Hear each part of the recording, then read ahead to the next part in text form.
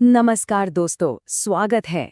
आज हम एक बहुत ही इम्पोर्टेंट टॉपिक पर बात करने वाले हैं, खास तौर पर अगर आप एमपीपीएससी जैसे एग्जाम्स की तैयारी कर रहे हैं।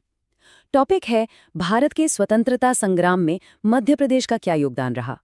तो एक सवाल जो अक्सर सबके मन में आता है वो ये है कि मध्य प्रदेश के किस स्वतंत्रता सेनानी के बारे में एमपीपीएससी में सबसे ज्यादा पूछा जाता है।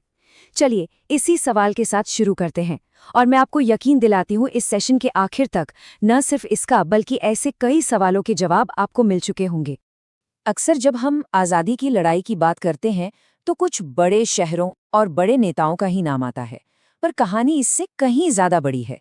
भारत का दिल यानी मध्य प्रदेश इस संघर्ष का एक बहुत ही अहम केंद्र था।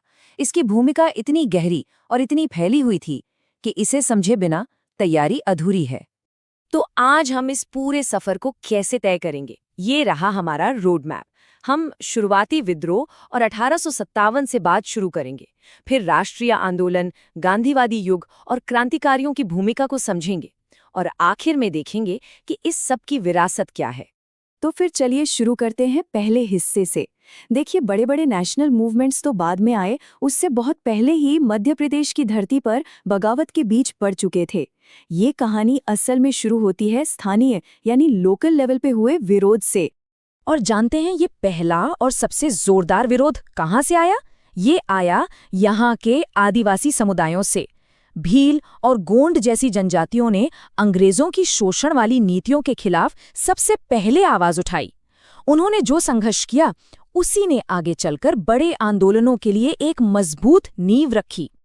और इसी शुरुआती दौर की एक सबसे बड़ी योद्धा थीं रामगढ़ की वीर रानी रानी अवंतीबाई लोधी। उन्होंने सीधे सीधे ब्रिटिश हुकूमत को चुनौती दी और 1857 की क्रांति का एक ऐसा चेहरा बनी जिसे हम कभी नहीं भूल सकते। अब ये देखना बड़ा दिलचस्प है कि 1857 की क्रांति की आग पूरे मध्य प्रदेश में कैसे फैली। ये कोई एक जगह की घटना नहीं थी। देखिए, एक तरफ झांसी और ग्वालियर में रानी लक्ष्मीबाई लड़ रही थीं, तो दूसरी तरफ सागर और जबलपुर में सिपाहियों ने ही बगावत कर दी थी। और उधर मंडला और नरसिंहपुर में तो आदिवासी और गांव के लोग भी इस जंग में शामिल हो गए। मतलब पूरा प्रदेश धधक रहा था। तो ठीक है, 1857 की क्रांति के बाद लड़ाई का तरीका बदल गया। अब ये लड़ाई थोड़ी और संगठित होने लगी और इसका सबसे बड़ा कारण था भारतीय राष्ट्रीय कांग्रेस का बनना। इसके साथ ही मध्य प्रदेश में भी एक राजनीतिक जागृति की लहर शुरू हुई और इस नई सोच को, इस नई जागृति को लोगों तक पहुंचाने वाले जो बड़े नाम थे वो थे पंडित रविशंकर शुक्ल, द्वारका प्रसाद मिश्र और माखनलाल चतुर्वेदी। इन्होंने सिर्फ कांग्रेस की शाखाएं ही नहीं खोलीं, बल्कि अपने कलम से, अपने भाषणों से लोगों के दिलों में राष्ट्रवाद की भावना भरी। और फिर भारतीय राजनीति में एक नए युग की शुरुआत होती है, गांधीवादी युग।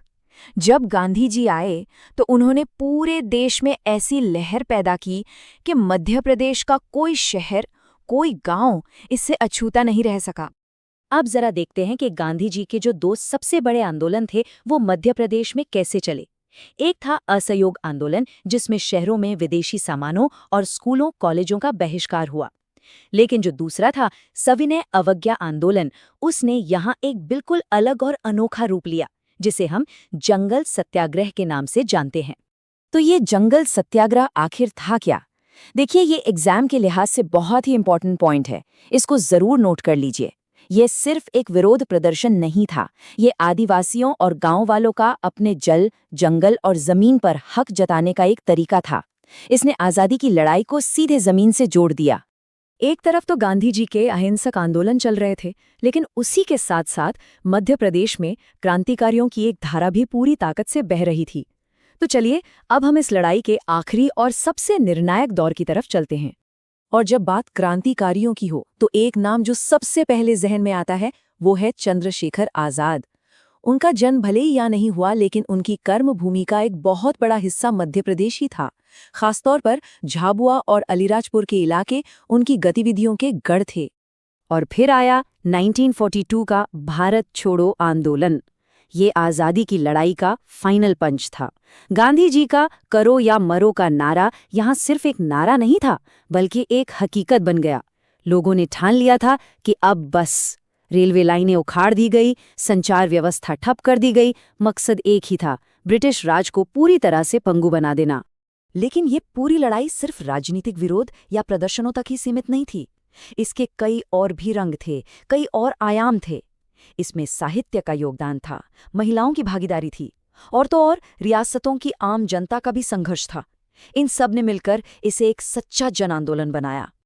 और इस जज्बे को माखनलाल चतुर्वेदी जी की इन पंक्तियों से बेहतर और क्या बयां कर सकता है? चाह नहीं मैं सुरबाला के गहनों में गूथा जाऊं, मुझे तोड़ लेना बनमाली, उस पथ पर देना तुम फेंक, मातृभूमि पर शीश चढ़ाने जिस पथ जावे वीर अनेक। सोचिए, जब ये कविता लिखी गई होगी तो इसने कितने ही नौजवानों के दिलों में देश के लिए कुछ कर गुजरने की आग लगा दी होगी। यहाँ एक और बड़ी मजेदार और जरूरी बात है। मध्य प्रदेश की जो बड़ी बड़ी रियासतें थीं, जैसे ग्वालियर, इंदौर, भोपाल, इनके राजा महाराजा तो अंग्रेजों के साथ थे, लेकिन उनकी जो प्रजा थी, जो आम जनता थी, वो आज़ादी के साथ थी, और उन्होंने प्रजामंडल आंदोलन चलाकर अपने ही शासकों के खिलाफ आवाज उठाई। तो सवाल ये उठता है कि इस इतने लंबे और मुश्किल संघर्ष का आखिर मध्य प्रदेश पर असर क्या हुआ? इसकी विरासत क्या है? चलिए इसे भी समझ लेते हैं। इसकी विरासत बहुत गहरी और स्थायी है। इसी संघर्ष की वजह से 1956 में आज के मध्य प्रदेश का गठन हुआ। और उससे भी बड़ी बात, लोकतंत्र और सामाजिक न्याय के जो आदर्श हैं, वो इसी आंदोलन की देन है, जो आज भी राज्य की राजनीति का आधार हैं। चलिए एग्जाम से पहले एक फटाफट रिवीजन हो जाए। ये वो पॉइंट्स हैं जो बिल्कुल भूलने नहीं हैं। सबसे पहले, शुरुआती प्रतिरोध में कौन कौन? भील, गोंड और रानी अवंतीबाई। राष्ट्रीय नेता पंडित रविशंकर शुक्ल, द्वारका प्रसाद मिश्र, माखनलाल चतुर्वेदी। मध्य प्रदेश का सबसे अनोखा आंदोलन जंगल सत्याग्रह है। सबसे प्रमुख क्रांतिकारी चंद्रशेखर आजाद। और रियासतों में जनता की आवाज प्रजामंडल आंदोलन। बस इतना याद रखना है। ठीक है, तो अब तक हमने जो कुछ भी पढ़ा और समझा, उसे टेस्ट करने का टाइम आ गया है। आपके सामने एक सवाल है, ध्यान से पढ़िए, ये सवाल एग्जाम में आ सकता है। जरा सोचिए, इसका सही जवाब क्या होना चाहिए? और सही जवाब है ऑप्शन बी, सविनय अवज्ञा आंदोलन। बिल्कुल सही। जैसा कि हमने अभी अभी बात की थी, जंगल सत्याग्रह इसी आंदोलन का एक खास हिस्सा था, जो मुख्य रूप से मध्य प्रदेश में ही देखने को मिला। और जाते जाते एक सवाल आपके लिए। कभी सोचिएगा कि ये लड़ाई सिर्फ तारीखों और घटनाओं का खेल नहीं है।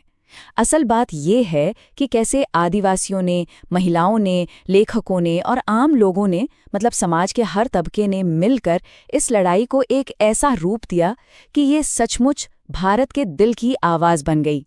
अगली बार तक के लिए इस पर ज़रूर विचार